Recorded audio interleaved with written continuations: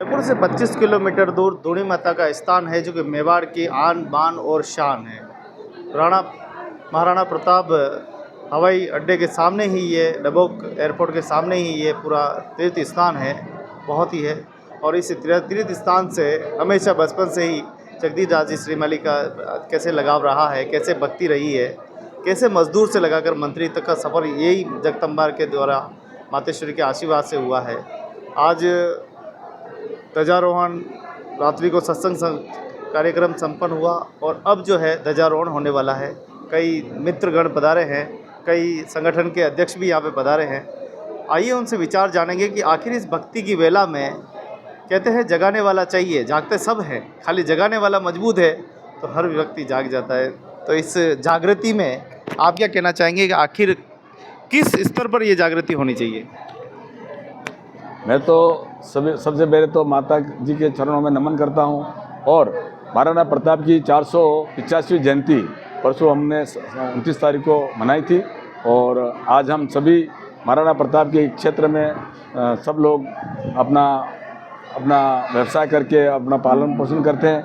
मैं तो यही कहना चाहूँगा कि यहाँ पर जगदीश दास जी श्रीमाली ने जो अपना प्रण लिया और माता जी के दरबार में हर छोटे मोटे जो प्रोग्राम हर साल करते हैं, उसी प्रोग्राम में इन्होंने हमको भी याद किया है और हम आपके आदेश की पालना करते हुए माता जी हमको यहाँ बुलाया है, माता जी के चरणों में आए, माता जी के दर्शन पाए। और आपको सबको मालूम है कि वो लापता वो बता रहे थे कितना बड़ा बहुत गर्मी आने वाली है, लेकिन बहुत गर्मी तो पता नहीं कहाँ गायब होगी माता जी के दरबार में। और अभी ठंडी ठंडी हवा चल रही है और ठंडी हवा का सब आनंद ले रहे हैं और अभी यहाँ पूर्णाहुति होने वाली है और ध्वजादंड चढ़ेगा। हमने तो कहा कि भाई कोई प्रोग्राम अच्छा माता जी के और धार्मिक जो प्रोग्राम होता है वहाँ मेरा अधिक रुचि भी रहती है और जाने का पूरा मेरे घर के सामने ही नांगल है, तो वो मेरे को आने नहीं देता। मैंने कहा मैं आपके पास 12 बजे 12:30 बजे वापस आ जाऊँगा, लेकिन मेरे यहाँ जाना है। मैंने मेरा समाज का जो मीटिंग था वो भी छोड़ दी। मैंने कहा जो पहले आपने आदेश किया और माता जी का आदेश हुआ है तो पहले जहाँ जिसका पहले आदेश होता है वहाँ पहले जाना पड़ता है। ये इसी भावना के साथ हम यहाँ सब एकत्रित हुए हैं और माता जी का प्रसाद पाएंगे और सब आनंद मूल में रहेंगे। जयपुर में एक कार्यक्रम चल रहा है, आओ मंदिर चले, क्या सबको जाना चाहिए? आपको क्या लगता है? मंदिर में तो जाना चाहिए, मंदिर में क्या मना करते, मंदिर में तो आए जाएंगे। पहले से उनके कार्यक्रम से पहले हम तो हमेशा ही जाते हैं भाई मंदिर में। तो हमारा जो दैनिक जो दिनचर्या है, हम जब सुबह उठते हैं, नहाते हैं, धोते हैं और भगवान के दरबार में जाते हैं, वहाँ से दर्शन करके और फिर वहाँ जाते हैं और मंदिर में दर्शन तो करते ही जाएंगे। जब सबसे बड़ा हिंदू धर्म हमारा यही है कि हम सुबह नहा धो करके और भगवान के 2 अगरबत्ती लगावे और जो नज़दीक से नज़दीक मंदिर होता है वहाँ जा करके हम उनके दर्शन पाएँ। इसलिए ये तो प्रोपोगंडा करने वाले हैं। ये इस तरह का थोड़ी है कि राम भगवान किसी एक के थे। भगवान तो राम तो जिसने जो कण कण में है और जो पैदा हुआ सबके अंदर है राम। तो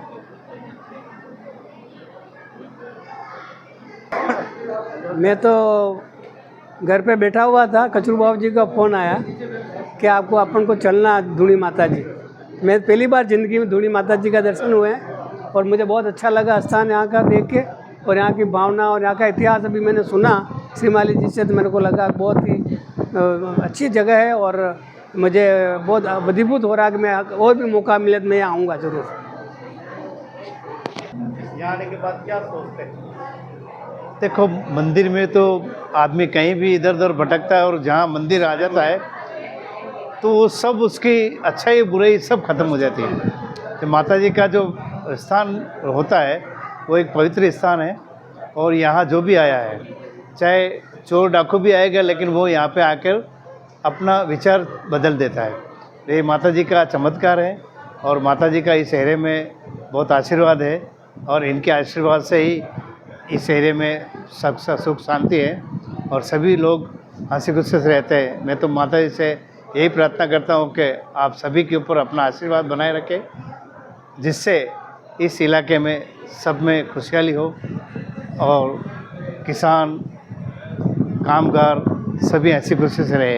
यही माता जी से प्रार्थना करता हूँ। बहुत अच्छा पवित्र स्थान है। मुझे भी यहाँ तीसरी बार आने का मौका मिला है, माता जी के दर्शन करने का मौका मिला है। बहुत बहुत आभार श्रीमाली साहब का। इन्होंने जब जब भी हमको याद किया, हम माता जी के बुलावे पर हम आए हैं यहाँ पे और माता जी के दर्शन करके बहुत ही आनंद मिला है। और मैं ही माता जी से यही प्रार्थना करता हूँ कि हमेशा हमारे ऊपर आशीर्वाद रखे ऐसी कामना के साथ बहुत बहुत जय माता जी। ये जो स्थान है महाराणा उदय सिंह जी जिन्होंने उदयपुर बसाया, उन महाराणा उदय सिंह जी के गुरुजी जगन रावल जी का स्थान है। और जगन रावल जी इतने महान गुरुदेव थे कि उस समय मुझे जो है तो उनकी बातें याद आती है, जो है तो जो बुजुर्ग करते आए हैं कि नारा मंगरा 9 लाख खूंटी लगेगा, नारा मंगरा 9 लाख खूंटी लगेगा, नहीं 9 लाख जो है तो पोल लाग गया और चांद उगेगा जो है तो घर घर चांद उग गया। ये जो है तो हमारी एक भविष्यवाणी है, वणी ने बुजुर्ग लोग कहता आया। और अटारो जो आस्था रखे वंडे ऊपर जो है तो आप माता जी की कृपा हुए, भैरू जी बाबा जी की कृपा हुए और जो है तो आशीर्वाद जो है तो जगन रावल जी रोवे। एक आपने जो है तो जीतो जाओ तो उदाहरण बताऊँ मैं, एक छोटा सा मजदूर सीमेंट फैक्ट्री में काम करने वाला है, वो जो है तो माता जी के भक्त बने, आज जो है तो उनको जो है तो राज्य मंत्री तक पहुंचा दिया, उनको राष्ट्र और अंतर्राष्ट्रीय स्तर तक उनको पहुंचा दिया। ये जो है तो अपनी भावना है, ये हमारे घर की माता जी का, ये घर की माता जी जो है वो सबसे पहले हमारे हैं। इनकी जो है तो इनके साथ हमारी भावनाएं जुड़ जाएं, ये जो है तो आपको जो है तो आपके ऊपर निहाल हो जाए और आपका कल्याण कर दे। मैं इसी के साथ, मेरा तो आज से नहीं, मैं तो बरसों से जो है तो आता जाता हूँ यहाँ, बरसों से आता जाता हूँ। और यहाँ ये सब मंदिर की प्रतिष्ठा हुई तब 7 दिन तक रेगुलर मैं यहीं था और आज भी वापस जो है तो यहाँ हूँ। मैं तो यही कहूँगा कि आप आस्था रखें, जो आपका जो है तो ये मोबाइल से जो है तो ये टावर मिल रहा है आपको, वही जो है इससे पहले जो है तो पराविज्ञान, आज विज्ञान है, पराविज्ञान पहले था। जिन पराविज्ञान के जो है इनसे जो है तो हमारी जो है तो दिल की आत्मा मिल जाए, जो है तो आपकी जो है तो माता जी की आपके ऊपर कृपा हो जाए। सर मैं इतना ही कहूँगा, आप आया करें और माता जी से आशीर्वाद लें, लेकिन दिल से धन्यवाद। आपने मुझे आपके चैनल के माध्यम से ये जो अपने विचार व्यक्त करने का मौका दिया। मैं किशन सिंह चुंडावत सुलावास, पूर्व सरपंच सुलावास, देहात जिला संयोजक, हिंदुस्तान जिंक का रिटायर्ड व्यक्ति हूँ।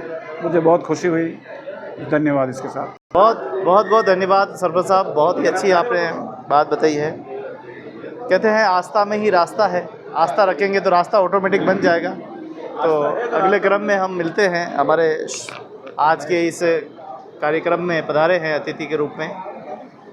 आज के परिप्रेक्ष्य में हम देख रहे हैं कि देश और दुनिया में माँ बाप की कदर नहीं, कैसे चलेगा ये काम अगर हम संस्कार नहीं देंगे अपनी पीढ़ी को, उनको भी साथ नहीं लाएंगे, हर संस्कार नहीं देंगे। मुझे पता है एक चुनौती है, लेकिन इस चुनौती को कैसे हम सिद्ध करेंगे? प्रथम तो धूणी माता को मैं प्रणाम करता हूँ, साथ ही आपके इस मेवाड़ चैनल को बड़ा अभिनंदन करते हुए फक्र महसूस करता हूँ कि आपका जो चैनल है धीरे धीरे उदयपुर ज़िले ही नहीं राजस्थान के अंदर फैलता जा रहा है।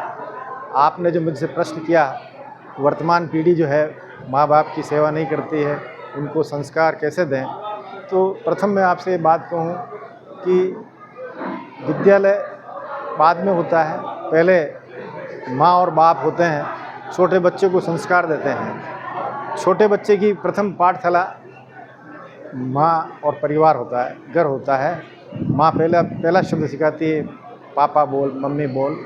और उसके बाद में जिस प्रकार से वर्तमान जो पीढ़ी है, जिस प्रकार के संस्कार छोटी उम्र में लेंगे, उसी प्रकार से वो आगे बढ़ेंगे।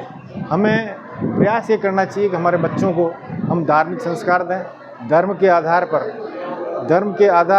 धर्म को देखते हुए उन्हें अपने धर्म में डालें।